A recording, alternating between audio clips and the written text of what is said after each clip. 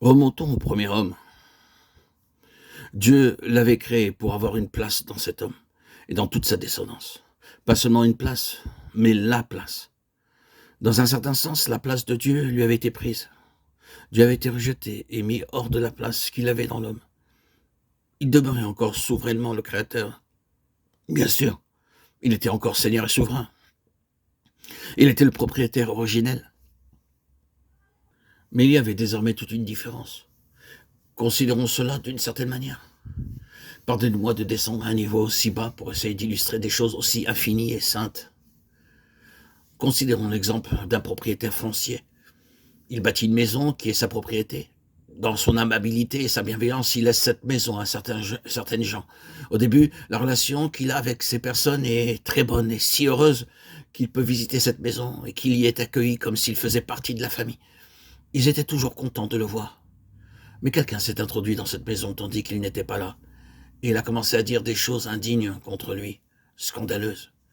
Il a commencé à le diffamer, à insinuer des mobiles peu louables à son encontre, à faire des suggestions, des remarques avec pour objectif de le rejeter hors de sa propriété, hors de cette maison et de cette famille. Et tout ce mal a si bien réussi que le propriétaire a perdu sa place dans le cœur de cette famille. Il en est encore le loueur, le véritable propriétaire, et toute la loi est de son côté. Mais il y a une différence qui existe entre être le loueur ayant la loi de son côté et être le propriétaire avec sa place dans le cœur même de cette famille. C'est cela que je veux dire. Dieu a perdu sa place. Il est propriétaire et encore le souverain de cet univers. Il est encore Seigneur. Et un jour, il affirmera ses droits légaux sur sa création. Mais pensez-vous que ce soit pleinement suffisant?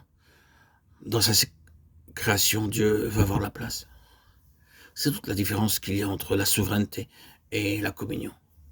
L'union entre Christ et son Père n'était pas la relation d'un souverain avec son sujet. Il n'avait pas vécu cette vie et accompli l'œuvre sous la contrainte du gouvernement, tout souverain de Dieu.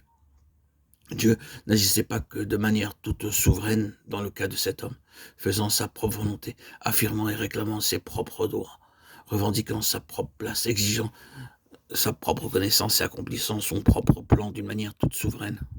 Non, tout cela reposait sur une autre base qui était la communion.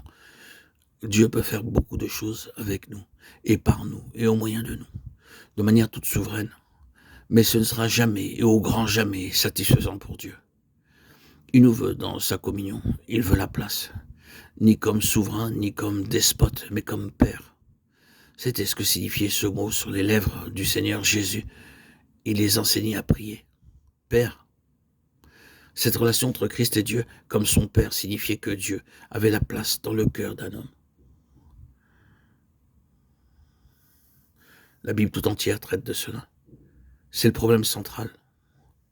Dieu va avoir une place dans le cœur de l'homme, un lieu où il n'est pas une place de créateur souverain, mais qui signifie une relation de communion et d'amour, afin qu'il soit désiré.